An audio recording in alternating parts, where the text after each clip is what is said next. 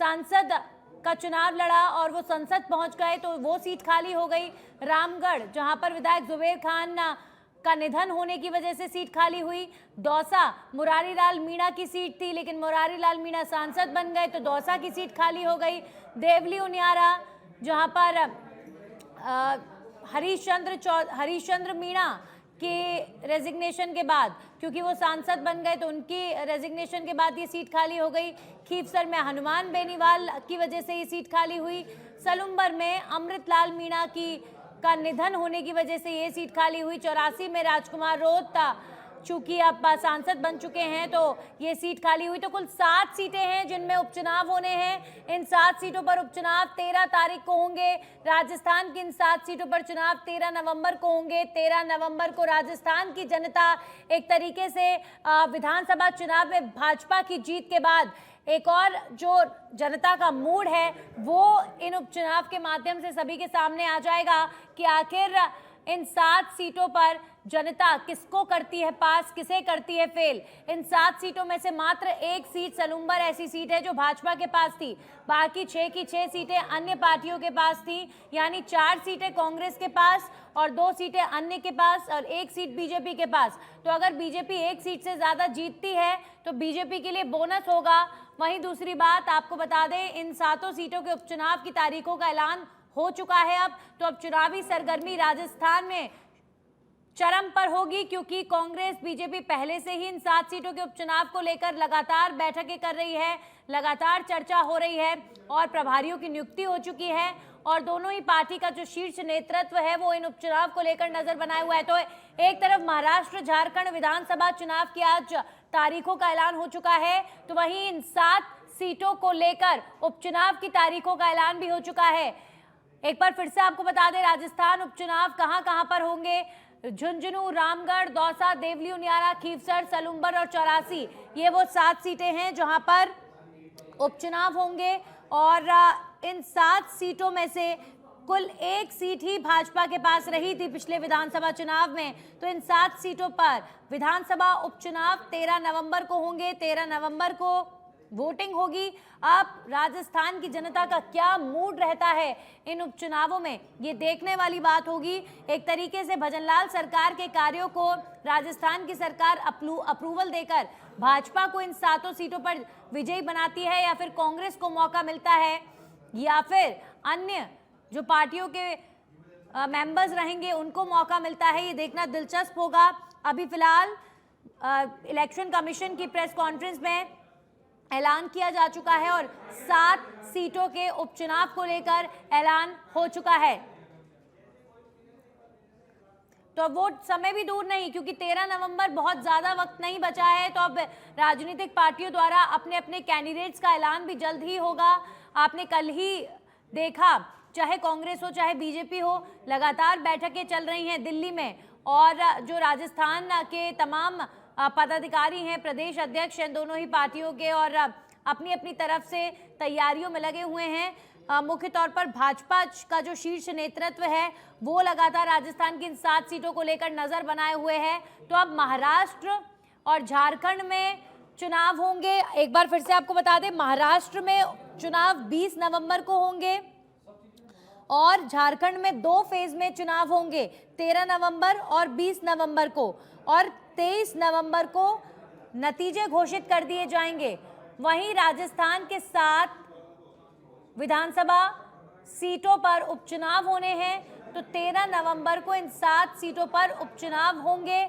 बड़ी जानकारी आपको दे देते हैं, इलेक्शन कमीशन की प्रेस कॉन्फ्रेंस अब से थोड़ी देर पहले हुई है और इंतजार लगातार इसी बात को लेकर हो रहा था कि राजस्थान में उपचुनाव की तारीखों का ऐलान भी हो जाएगा। और देखिए, ऐलान हो चुका है इन 7 सीटों पर, राजस्थान की इन 7 विधानसभा सीटों पर जो अलग अलग कारणों की वजह से खाली हुई, इन सीटों पर अब उपचुनाव 13 नवंबर को होंगे। 13 नवंबर को इन 7 सीटों का जो भविष्य है वो जनता ईवीएम की मशीन में कैद कर देगी। दौसा, झुंझुनू, देवली उनियारा, 84 और खीवसर, सलुम्बर, रामगढ़ में 13 नवंबर को वोट डाले जाएंगे। अब इन सीटों पर कांग्रेस, बीजेपी और तमाम अन्य पार्टियों के प्रत्याशी कौन होंगे, जनता किससे जीत दिलवाएगी, भजनलाल सरकार के कामों को जनता पास करेगी या फिर कांग्रेस पर भरोसा जताएगी, अभी कुछ नहीं कहा जा सकता। लेकिन अब ये देखना दिलचस्प होगा इन राजस्थान उपचुनावों का नतीजा क्या होता है। हमारे सहयोगी लाल सिंह फौजदार जुड़ चुके हैं। लाल सिंह, लगातार इंतजार हो रहा था उपचुनाव की तारीखों का, और देखिए महाराष्ट्र झारखंड चुनाव की तारीखों के साथ राजस्थान की इन 7 सीटों के उपचुनावों की तारीखों का ऐलान हो चुका है। चुनावी सरगर्मी पहले से ही तेज थी और अब पूरा माहौल चुनावी होगा। लाल सिंह,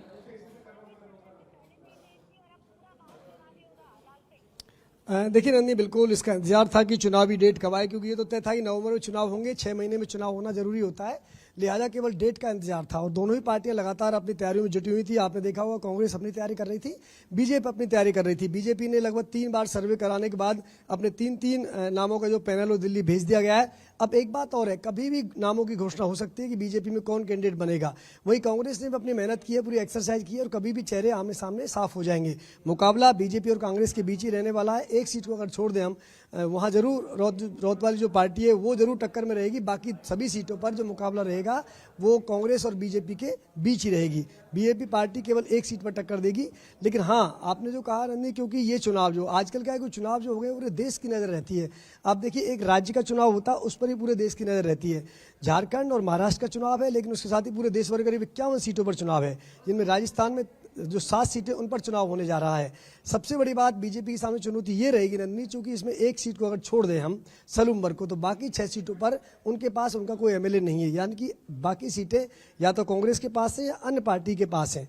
ऐसे में सत्तारूढ़ पार्टी के पास ये चुनौती रहती है कि अपना अच्छा प्रदर्शन करें, क्योंकि डबल इंजन की सरकार है। आपको आपकी जनहित की योजनाओं पर मोहर लगवानी है। आपको अगर ये जनता के पीछे मैसेज देना है कि आपकी जो योजना वो डिलीवर हो रही है और जनता उन पर भरोसा जता रही है, तो सबसे बड़ा जो लोकतंत्र माध्यम होता है वो चुनाव होता है। ऐसे में भारतीय जनता पार्टी पुरजोर कोशिश करेगी कि अच्छा प्रदर्शन इसमें किया जाए। आपने देखा उससे पहले भी राधा मोहन दास अग्रवाल प्रभारी करीब करीब सभी सीटों पर अपना सर्वे कर चुके हैं, दौरा कर चुके हैं। इसके साथ ही मदन राठौड़ जो पार्टी के प्रदेश अध्यक्ष है वो सभी सीटों पर दौरा कर चुके हैं। यहाँ तक कि भजनलाल शर्मा भी जो मुख्यमंत्री राजस्थान के, उन्होंने भी सभी सीटों पर अपनी तरफ से सभाएं की हैं, मीटिंग्स की हैं। यही नहीं बल्कि सीएमआर में भी सभी सीटों के वरिष्ठ कार्यकर्ताओं के साथ सीएम मीटिंग कर चुके हैं। यानी कि बीजेपी लगातार इस प्रयास में है कि एक अच्छा प्रदर्शन इन चुनावों में किया जा सके। जी नंदी, बिल्कुल। लाल सिंह जी, एक और जो खास बात नजर आ रही है इन उपचुनाव में, कहीं ना कहीं चर्चा इस बात पर हो रही है कि भाजपा आला कमान, भाजपा नेतृत्व इन 7 सीटों को लेकर काफी ज्यादा इंटरेस्टेड है और काफी हस्तक्षेप कर रहा है, क्योंकि 6 सीटें ऑलरेडी कांग्रेस के पास है। तो बीजेपी अगर जीतती है एक से ज्यादा सीट तो बीजेपी के लिए बोनस होगा और एक तरीके से भजनलाल सरकार के कामों को ग्रीन फ्लैग मिलेगा।